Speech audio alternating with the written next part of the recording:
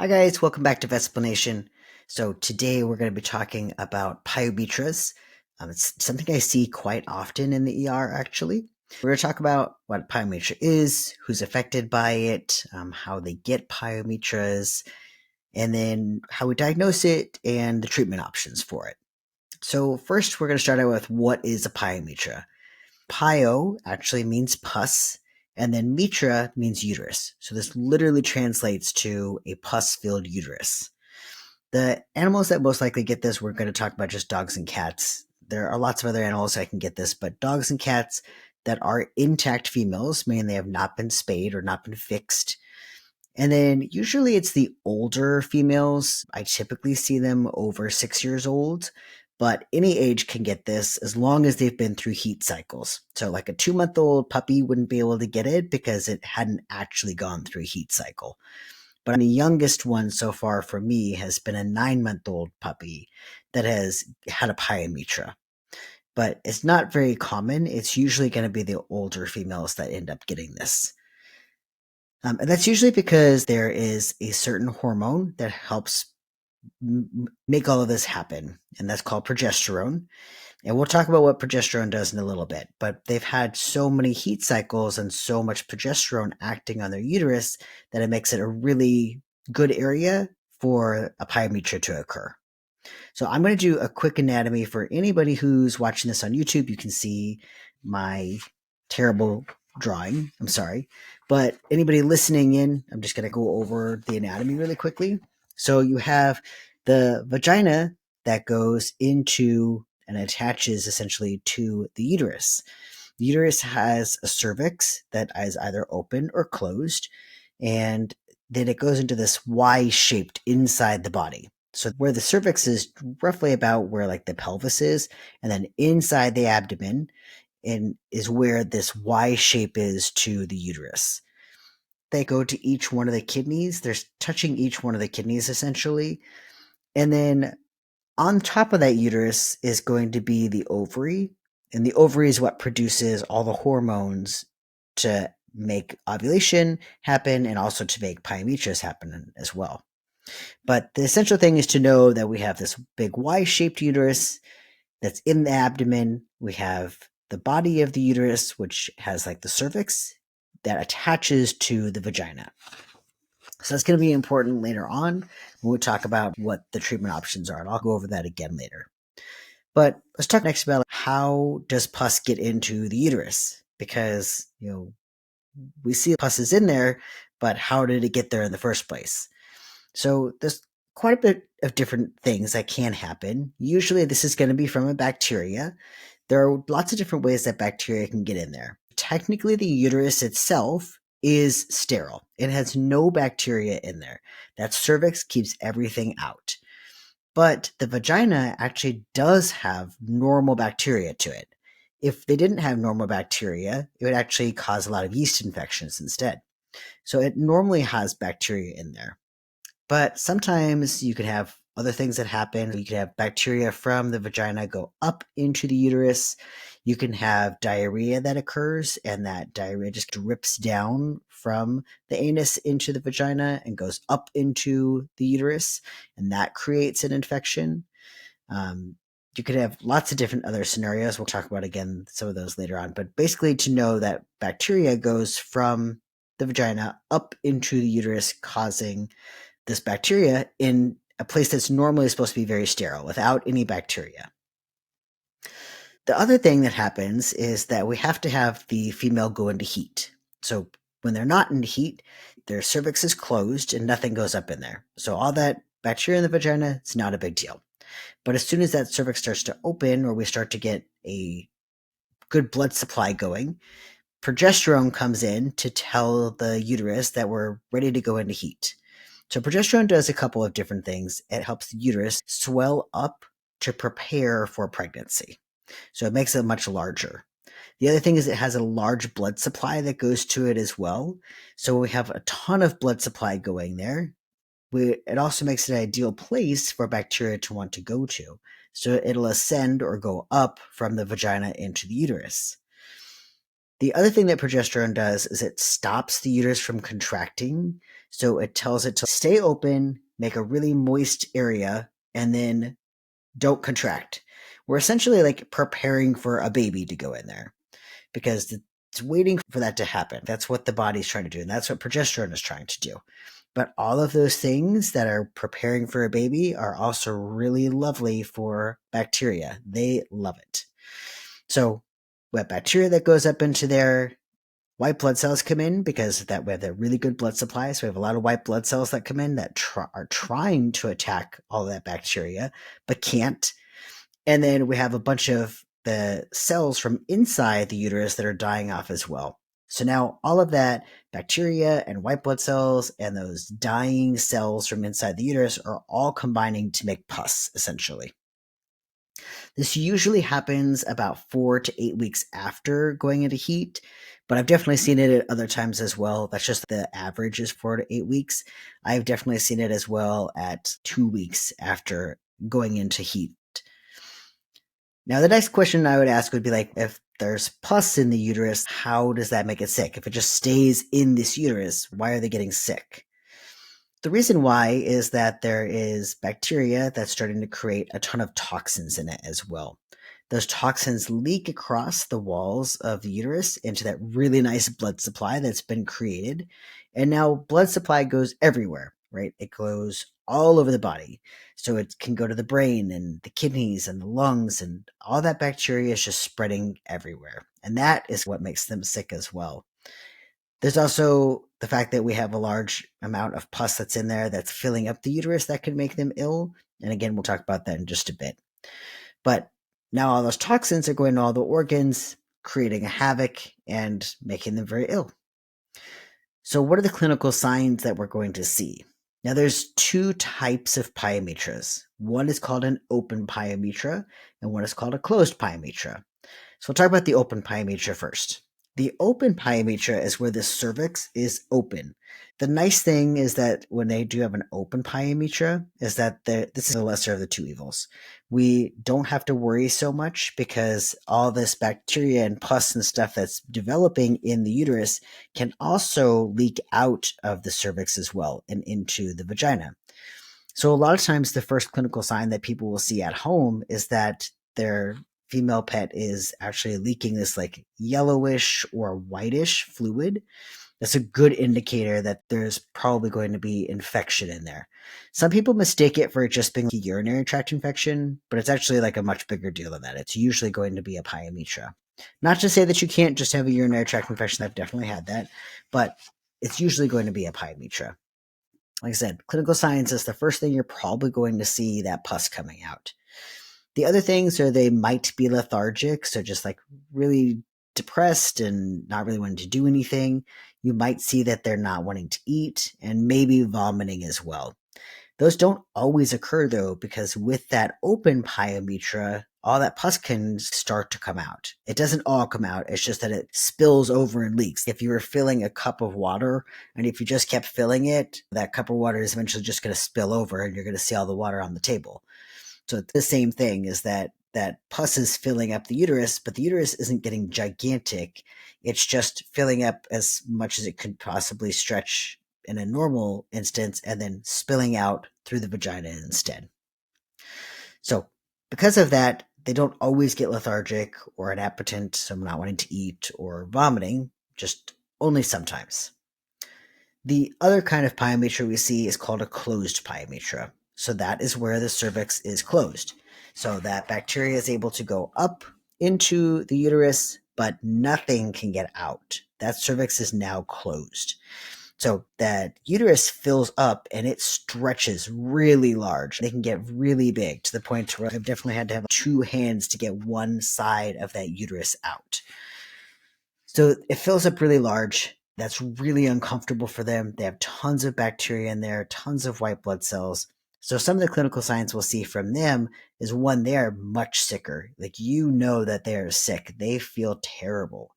They usually will have a fever.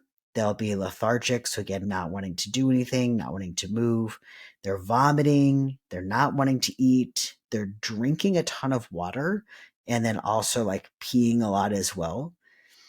They have a really distended abdomen, so their belly just looks like it's getting really big. Some people mistake that for them actually being pregnant. And then we will not see pus from this one coming from the vagina because, again, that cervix is closed, so nothing is able to come out of there. It's just that it's all swelling up inside their abdomen.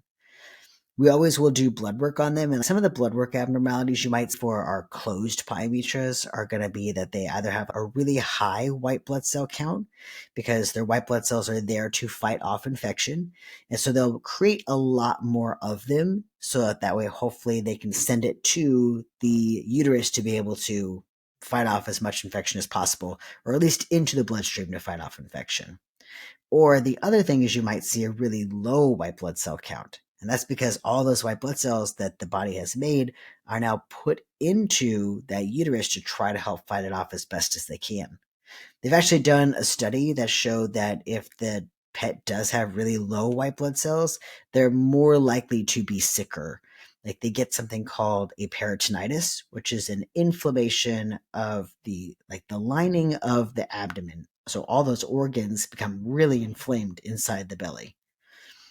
They'll also a lot of times have elevated kidney values. That's from a couple of things. One is they're really dehydrated because they've been just vomiting profusely, not eating. They are drinking a lot of water, but they just cannot catch up with as much dehydration as they have. And it's also from the toxins. So again, those toxins go everywhere. And one of those places is usually the kidneys. So they can end up with like almost a kidney failure because of those toxins. It's not a common thing. They do usually get elevated kidney values, but it's not as common for them to get kidney failure from it. But it is a possibility. So I've talked about the two types of pyometras. So how do we diagnose pyometras? This one becomes a little bit tougher depending on which one we're talking about. So the open pyometras are a lot harder to diagnose, and the closed pyometras are a lot easier to diagnose. In a way, one thing we usually do is we'll take radiographs or x-rays so that we can see possibly this really large fluid-filled structure at the bottom of their belly. Like it just sits at the bottom there. So we can see these really large tubes in the bottom of the belly, and then we know that's going to be the uterus that normally sits there. There's also the problem with the open pyometras, if we're trying to do x-rays or radiographs, is that it's really difficult to be able to see that when it's an open pyo. Because remember, on a closed pyo, nothing can get out, all the pus is trapped in there. So those uterine tubes, they fill really full, and so we can see those really easily on an x-ray.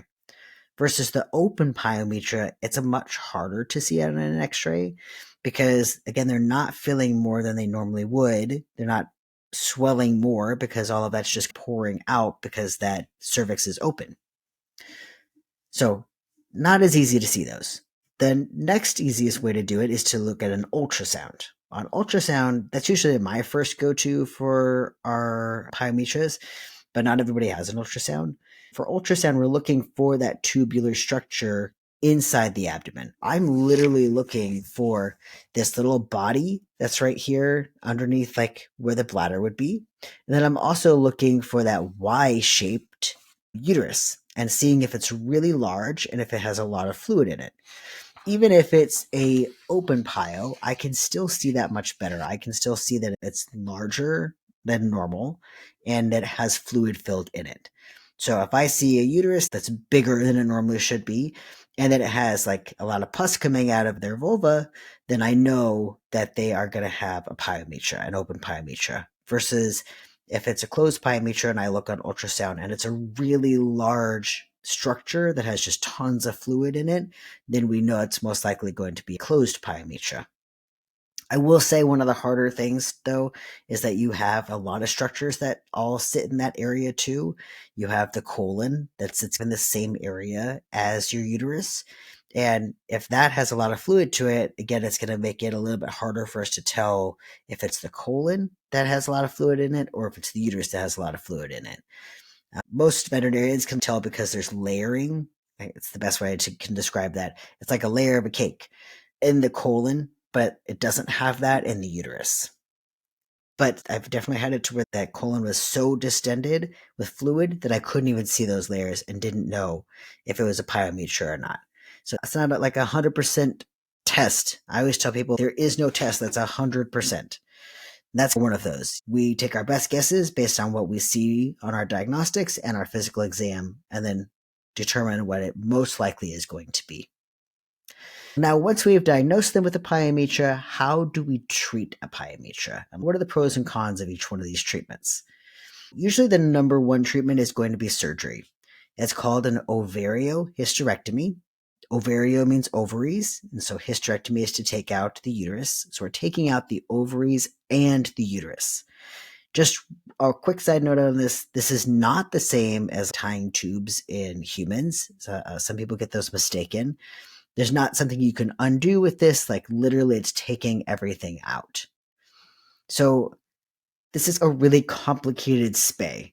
In a regular spay, that's usually what the vet does is take out the ovaries and take out the uterus. Now, again, going back to our anatomy, we're talking about this treatment and how this is affected here. We have your uterus that is connected to the cervix, but that's also connected to the vagina. We cannot take that part out. So instead, we have to cut between either like where that Y shape is to the uterus, between that and the cervix, or cut between the cervix and the vagina. We have to cut between one of those areas, but we cannot take out the vagina, right? There's always going to be some little piece of the uterus that's going to be left in there. We're not taking out 100%, but we're taking out the majority of it. And then another important note is that some people will only take out the uterus when they're doing certain types of spays. And that's just called a hysterectomy, not an ovariohysterectomy. And with that, there's been research that's done saying that if you leave the ovaries, that they're less likely to get certain diseases, they're less likely to be overweight, things like that. And I think that's a lot bigger in Europe than it is here. I don't hear of a lot of doctors that do it here. I've only had one that I knew of, and that was at my teaching hospital, and they did it on my cat. And I would say so far I haven't had anything that looks different from my cat that was spayed that I did, that I took out their ovaries, and the cat that they did not take out the ovaries. I haven't seen any difference there. But the important thing is part of the pyometra, you have to take out the ovaries because that's where all the progesterone is coming from. So if we don't take out the thing that's causing all of those hormones to increase, then we're not going to be able to get this pyometra under control. We have to take out the ovaries and take out the uterus at the same time.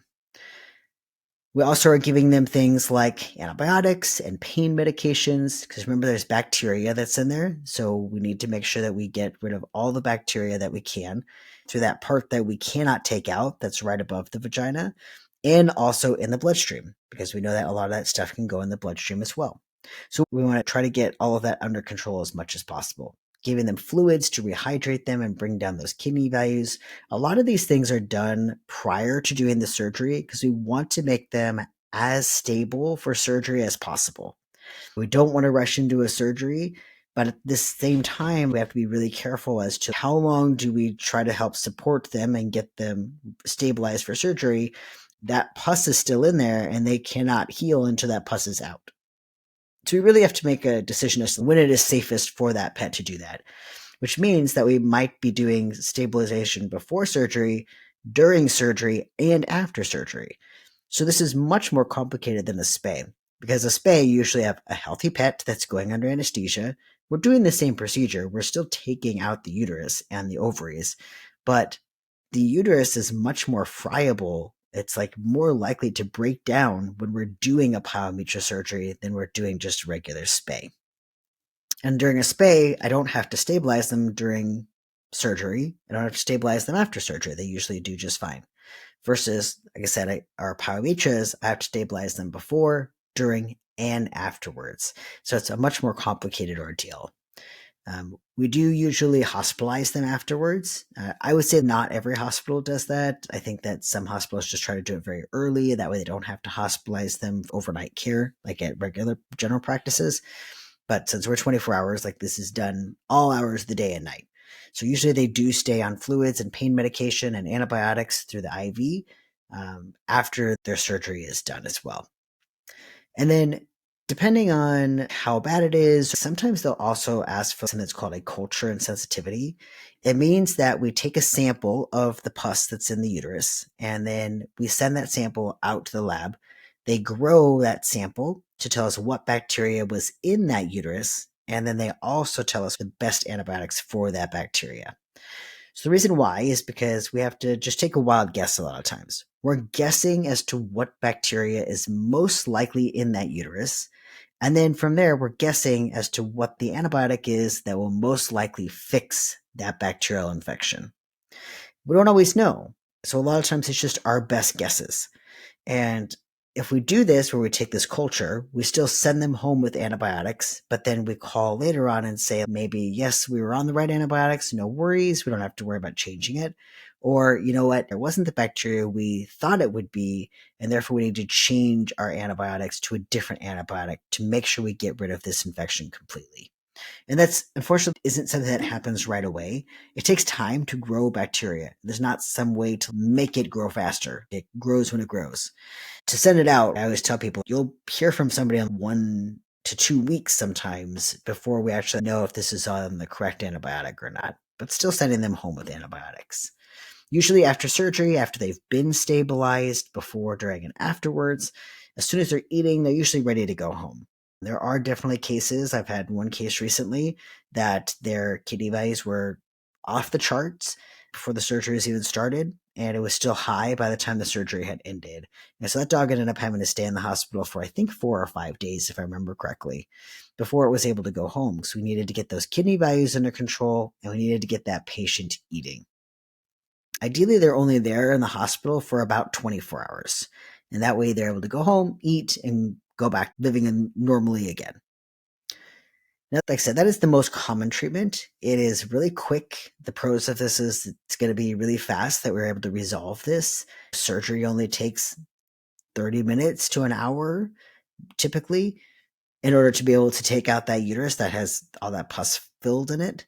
It also is limiting the possibility that it's going to come back again, that it's going to reoccur again.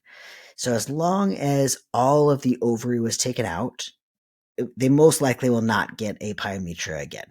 And I'll get into that in just a minute. But some of the cons are surgery has to be performed on a patient that is not always stable.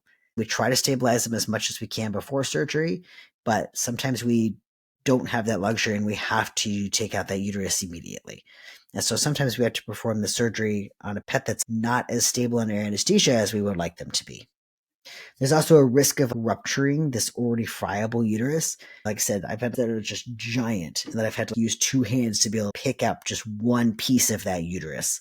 When I'm talking about this, it looks like a Y shape, but this can be like a really giant Y shape that kind of winds back and forth. So it's not as straightforward as my picture, but it can be really hard. And sometimes when you're picking them up, it could be so friable that just even me touching it can rupture that uterus. And now we have bacteria in the abdomen. We try very hard not to do that, but sometimes it's just the tissue. It's not something else that we could have done about it. So some of the alternative treatments, there's one in particular that I'm going to talk about. It's called prostaglandin injections. Now, there's a protocol that was put together in the 80s as a way to spare reproduction, because if we do surgery, that pet cannot reproduce anymore. They can no longer have puppies or kittens. But with this protocol, they can potentially have a litter after this. The interesting thing is it's not technically approved for use in the US. It's approved in the UK, but it's not actually approved in the US for dogs and cats. Not everybody has this drug. I don't even think that our clinic carries this drug. It's a hormone, and when you inject this hormone, it does the opposite of progesterone. So like I said, progesterone makes the uterus want to have a baby in it. It prepares it for it. Whereas our prostaglandins, they do the opposite of that. They're trying to expel everything. Those muscles of the uterus are contracting to push everything out, and it's trying to get out all of that pus. That's our goal, is to get all the pus out of there. But the thing is that you can only use this drug if it's an open pyometra. If that cervix is closed, if you're trying to squeeze everything through this closed cervix, something is going to rupture. We don't want that to happen either, because then they go from being pretty sick to extremely ill on their deathbed. We don't want it to rupture, so we don't want to do prostaglandins unless they're in an open pyometra. With an open one, as long as it's open, hopefully it can expel all of that stuff. They're still put on antibiotics for that, because there's still bacteria that we need to get out of the bloodstream, and also whatever is left in that lining of the uterus. And then the other thing is that if you're going to do this protocol, it should be on a dog that is a breeding dog. You specifically have this dog for breeding, or you know that you will be breeding them on the next cycle, because they have to be bred on the next cycle.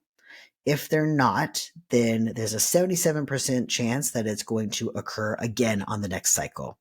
So they need to be bred. It doesn't necessarily mean that they have to take those puppies all the way to birth, but they do have to have bred and hopefully have conceived some puppies. Now, the other problem with this is after you've expelled all of that, there is a higher chance that they will not be able to get pregnant, or that they will not be able to have a litter normally, because that uterus is now damaged, it has scar tissue on it, and they can't always get pregnant, or that pregnancy isn't always a viable pregnancy. So statistically, they say about 50 to 75% of them will be able to become pregnant and carry out to term, but we still have a higher chance that they will not be able to become pregnant.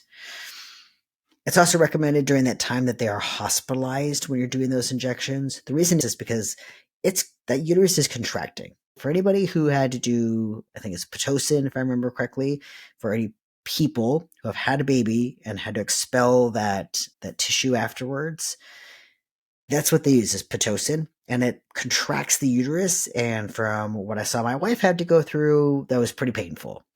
It was, I think that if I remember correctly, for her, it was more uncomfortable than even giving birth.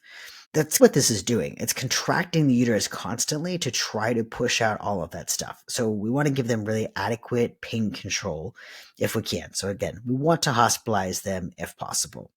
We also want to try to do the culture and sensitivity still. We want to be able to take a swab of that bacteria to send it out to the lab to know exactly what bacteria it is and which antibiotic is going to be the best.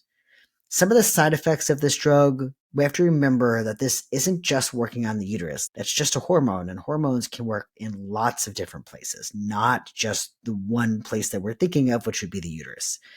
So it also causes them to be really restless. They can have anxiety, panting, drooling profusely, pacing, their heart is racing, they can have vomiting, increased urination, and then increased defecation as well.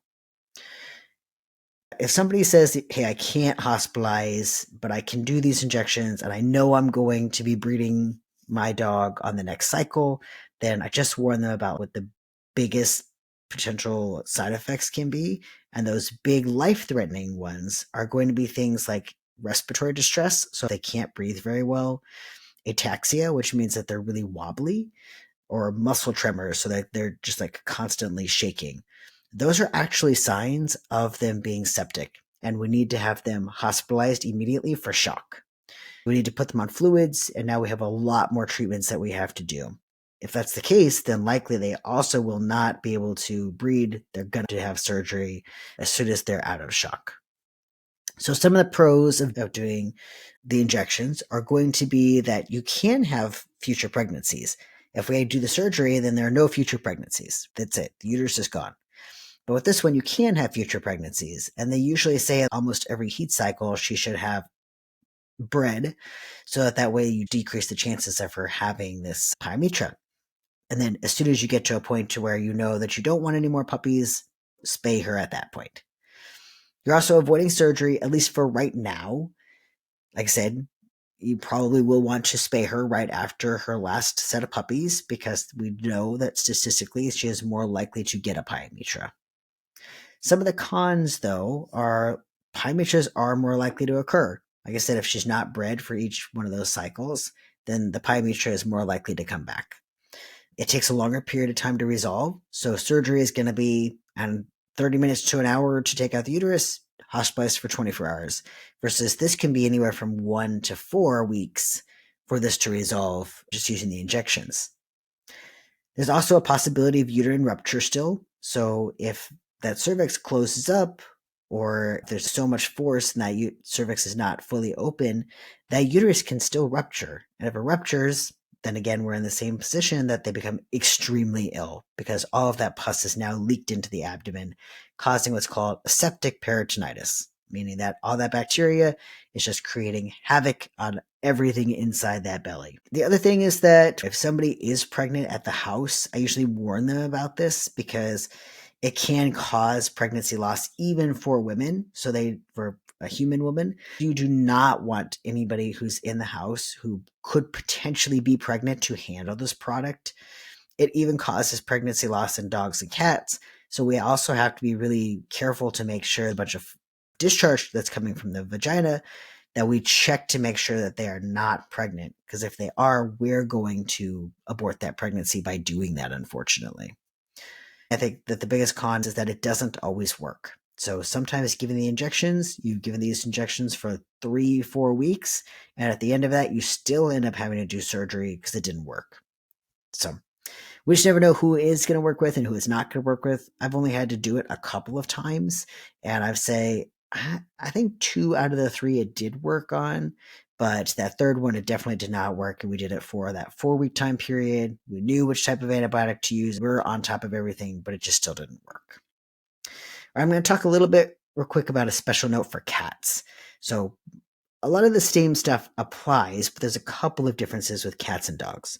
So with cats, it can be a little hard to tell if they have a pyometra. They're very good at hiding their symptoms. A lot of times if they have an open pyometra, remember the cervix is open and all that pus is draining out through the vagina. If that happens, the cats are constantly licking themselves, right? They are constantly cleaning themselves. So you usually cannot tell if there is going to be fluid that's there or not because they've already cleaned it up. The other thing is that a lot of times these cats are eating, drinking, they look totally fine, even with a closed pyometra. People will also, again, think that they're pregnant because their belly's just getting bigger and bigger. Until suddenly you come home and they're lateral, laying on their side, not moving, meowing, and they look terrible. Because they've gotten to the point now that they are so sick that all of those toxins have gone all throughout the body, their bacteria is all throughout the body, and they are very sick at this point. So they're really good at hiding those things. The other thing is that, so diagnosis and treatment are the same, but again, it is harder to diagnose the open pyometras with them than it is the closed pyometras. Same treatment options, usually surgery. The other one can be doing the injections as well, but again, it's not technically approved in the US for that. So now we're going to talk about a super interesting part of this, something called a stump pyometra. When I was talking before about what we do as part of the surgery, is that we have to take out the uterus. So we're taking out that Y shape to the uterus, and then may or may not take out the cervix. That just depends on the surgeon and whether you can get to it or not. But there's still going to be part of that uterus that's left that's attached to the vagina. So you can have that little tiny piece become infected as well. We call it a stump because if you imagine a tree, if you cut down the tree, you still have that stump at the bottom there, right? There's something still attached to the ground. That's essentially the same thing. We still have a part of the uterus that's attached to the vagina. So it's going to be called our stump. Now, there has to be some sort of progesterone that is being put onto that uterus. That could mean that there is a remnant of that ovary left. When we do this surgery, sometimes those ovaries are almost touching the kidneys, and we can't take the kidney, or we don't want to. You technically can't, but you don't want to. So you sometimes can leave a little tiny piece of that ovary. If that ovary is enough to be able to start producing progesterone, then that stump becomes widened, it becomes fluidy, and it has a lot of blood supply to it. So bacteria easily wants to go in there. The other thing is you can have microscopic pieces of the ovary. So it might look like we got the entire thing, but then you could find literally microscopic, like you can't even see this type of pieces that are left causing this progesterone to increase and causing these stump pyometras. The third thing that can happen though is that you could have a person who is usually on estrogen for menopause, there's those lotions and stuff that they use for it. If somebody has that and you're putting lotion on yourself and then your cat comes and licks it, or your cat cuddles with you in that area, that's the most common. Your dog can lick it and stuff as well, but I've seen it more in cats. But let's say a dog licked it or something, estrogen makes progesterone higher. So they can actually produce more progesterone, which again, we're back into the same boat. Now we have progesterone in this cat or dog system that goes to that tiny little stump. The vagina has all the bacteria in it that lets it in. And now we have a stump pyometra. So there are other weird things that can happen too. They have the same clinical signs as a pyometra. A lot of times they're still lethargic, so they don't want to move. They're not wanting to eat. They're vomiting. They don't have a distended abdomen because their uterus is essentially the big part of it is gone. Now we just have a tiny part of it. And they're a little bit harder to diagnose because you can sometimes see them on radiographs or on x rays because you'll see the swelling that's underneath the bladder. You can see them on ultrasound, but again, you have to know that it's that and it's not something like the colon. And then there's also hormone testing. Hormone testing has its pros and its cons. I can send out blood work to see if the progesterone is high. If the progesterone is high, we know that there's something that's influencing that dog to have more progesterone, and either there's a stump that's left in there, a remnant that's left inside there of the ovary, or we have to start asking, is there anybody in the household that potentially has estrogen that could be causing this? But if you're coming in because you think that the dog or cat has a stump pyometra, that you think that the dog is really sick, I don't have time to wait for that progesterone testing. A lot of times I have to send that out and then I don't really have the time to wait for it to see if it comes back. They do have some testing that you can do in the clinic, and I haven't looked into too much about the reliability and stuff of it because it's usually used more for when you're worried about like timing of reproduction stuff. And that's not my forte. I'm not a reproduction veterinarian. I do emergency. So there are some people that do have in-house testing for that. But if we have to send it out, that means that has come back. Like, that's going to be a couple days to a week, and we don't have a couple days to a week to wait to see if we need to do that or not, to see if we need to go in. The treatment options are similar. So we can't do those prostaglandin injections. It has to be surgery, but you have to remove that little tiny stump as much as you possibly can. Because again, like there's only so much we can take. You can't go all the way down to the vagina. So we have to take out as much as we can of that stump. But also we have to try to find if there's a remnant of the ovary. If there's a piece of that ovary that's left in there, we have to be able to take that out. But again, if it's microscopic, that's almost impossible, right? If it's so small that only a microscope could see it, how are we going to see it just looking inside the pet? So sometimes we even just have to take biopsies of the area and hope that maybe we'll find pieces of the tissue and kind of know where to go for the next time.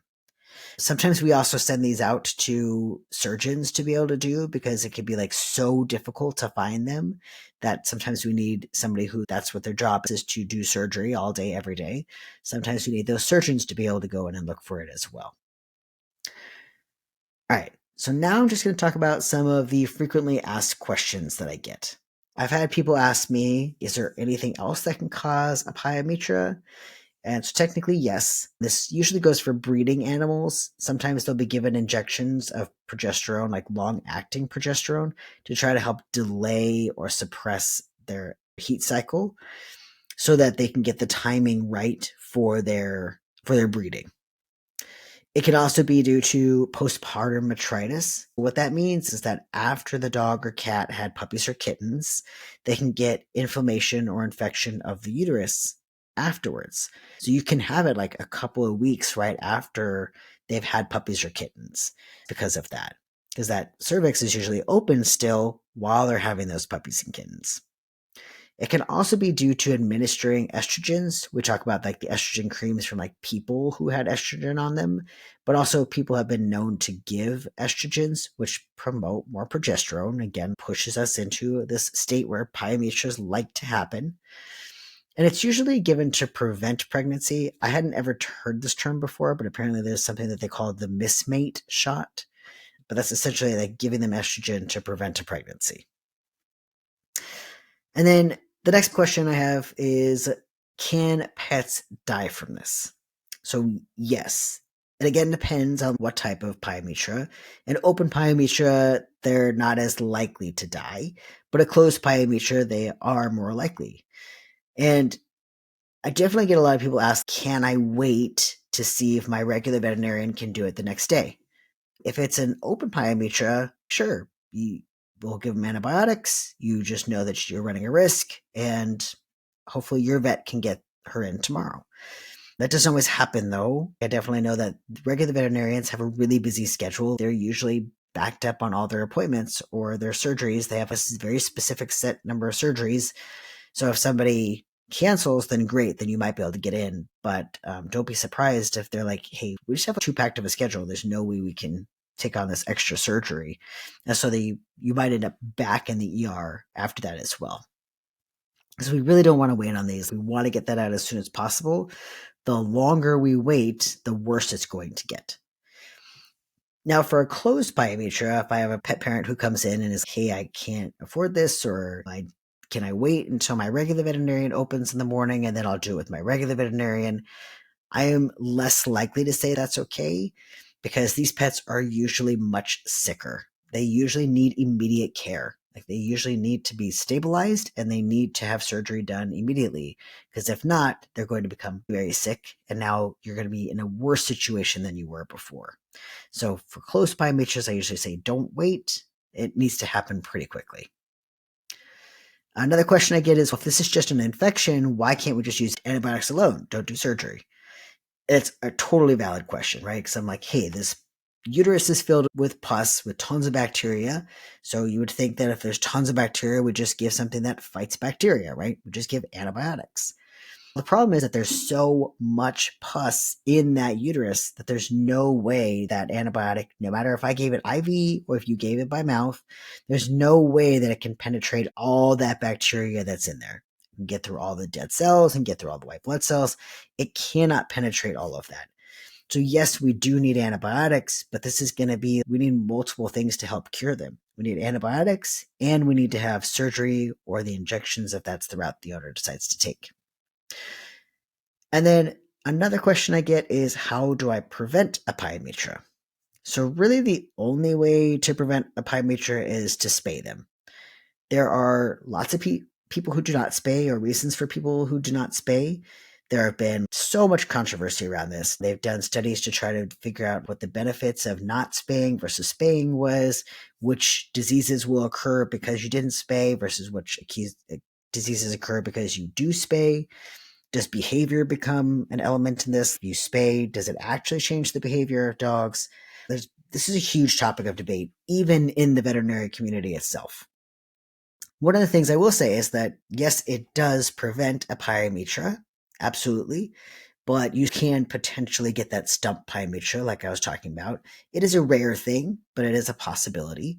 And really, that's the only true way that you can prevent a pyometra. The vagina has to have bacteria in it. It's a normal thing. And unfortunately, progesterone is a normal thing that's going to occur as well. And it's going to produce these hormones. It's going to make that uterus large and it's going to make it a perfect place for bacteria to want to go. Really, the only way is to do a spay if that's the case. Another good question I get is, if it's just a spay, then why is it more expensive than a spay?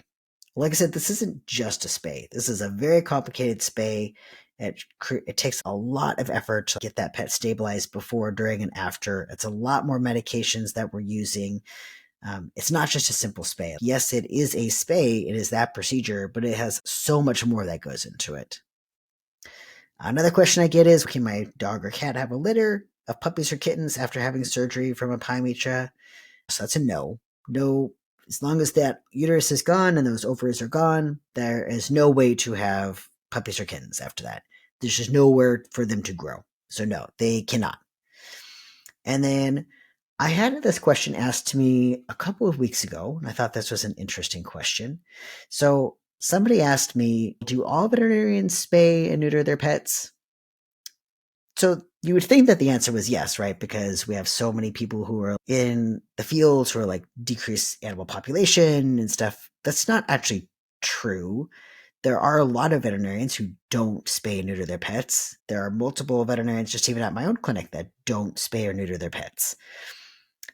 When I'm asked the question for myself, I do spay and neuter my pets. So I do it at a time though when I feel like it's going to decrease the risk of certain things for that very specific pet. So I treat each one of mine as an individual pet. And I have a Great Dane who, if I spayed her at a later age, it decreases the chances that she's going to hurt her knee, so get a ligament injury in her knee. It's going to decrease the chances of her getting a very specific type of cancer called osteosarcoma, so a cancer of the bones. But if I didn't spay her, then it will also put her at an increased risk for having things like mammary tumors or ovarian tumors.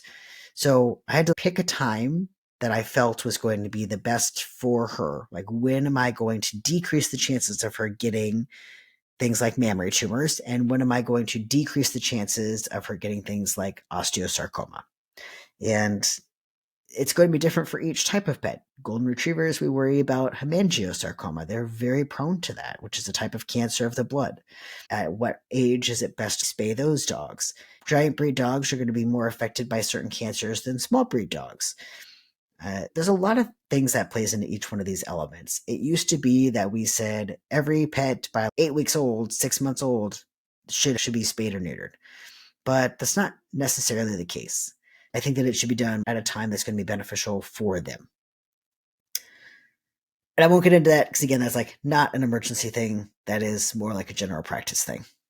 So the next thing that we're going to talk about is our animal fact. So hopefully you got through all of that. Hopefully all of that made sense for what a pyometra was. And this one is actually going to be an animal fact that's closely related to pyometras. So if you don't know what a pangolin is, you should look it up.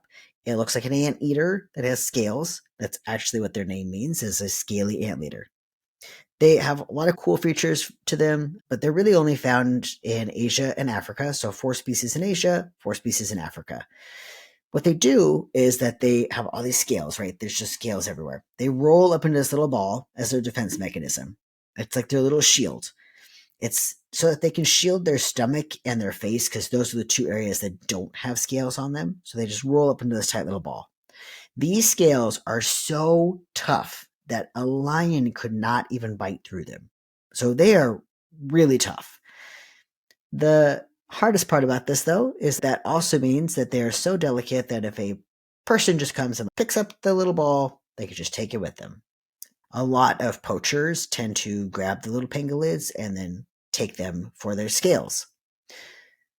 Other cool things really quickly about the pangolins, though, is that they can eat up to 70 million insects a year.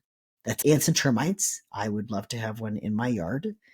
But their sticky little tongues can shoot up to 28 inches into like these ant hills to get all of these out. And one of the things that I thought about was like, aren't all the ants just crawling up them? So they can actually close their nose, close their nostrils, and their ears so that the ants and stuff do not go in their nose and ears. It's a pretty great defense mechanism too. But their scales, so their scales make up about 20% of their body. That's quite a significant amount. And it's made up of keratin. So it's actually made up of all the same stuff like your nails are made out of. These guys are one of the most trafficked animals in the world because of their scales. So their scales are used for alternative medicine purposes. So things like arthritis and sepsis, so like really bad bacterial infections of the bloodstream. They've used it to stop bleeding, and they've even used it for pyometras. There are people who I've also seen on the internet that have just talked about how they've used this for pyometras. They're also like poached for the meat as well, but their scales is what we're going to be concentrating on right now. Because that they have been one of the most highly poached animals, they're also very endangered animals. Why am I talking about this? Why didn't I talk about this treatment option before, right? I'm like, hey, there's these two treatment options. And then now I'm like, wait a minute, there's a third treatment option. There's like these pangolin scales. One, I don't talk much about it because alternative medicine is not my forte. Like I would talk to somebody who it does alternative medicine to decide like whether this was truly something that should be used or not. But the second reason is because there's a medication that we would use, and it's called Unimbio, and it's become very controversial. That's what people have used recently, or not recently, used before with pyometras to try to help cure them. But the company who makes the Unimbio, they had sold a very large amount of pangolin scales. And in the US, you have to write on each one of your ingredients what is in every single product. So if the Unimbio for the US has to say on there whether there's pangolin scales or not, which there's not. It is not listed as an ingredient on there. But if they're made in China, China does not have to list all of those ingredients on there. So you could potentially have pangolin scales in there. There's like lots of people who have done research and stuff to try to decide like whether the company who did Unimbio actually made their stuff with pangolin scales, but it's really hard to tell if they have or not. But all we know is this company did sell off a large amount of them, which means that they had them for some reason. So now it becomes like this moral dilemma for veterinarians. So some veterinarians are on the side of, does it matter that they potentially had pangolin scales in their own products or some other product? It's not in the US products. And so does it matter if I buy that product and then give it to pets as like a potential treatment option? We're going to save more pets that way, possibly. Because there's also not like a ton of research to say that yes, it absolutely does fix it.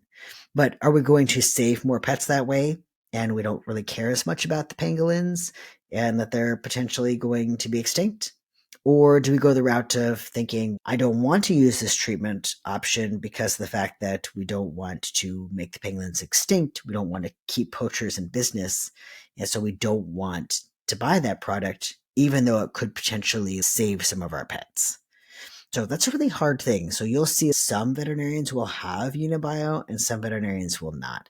And so if you come across this, you'll know why. That's because some people don't want to partake in the fact that they even have pangolin skills in the first place. All right. So I know that was quite a lot on Pyometras. Hopefully that made sense. Like I said, if you have any questions, always feel free to get in contact with me. I'm usually on Facebook the most, so you can usually find me at Vetsplanation Podcast, or you can email me, Shugs, S-U-G-S, at vetsplanationpodcast.com. And as always, if you know somebody who might find this stuff interesting, somebody who really likes their pets and wants to know more about their pets, please share this podcast with them. And again, thank you guys. I really appreciate everything. And I will see you next week.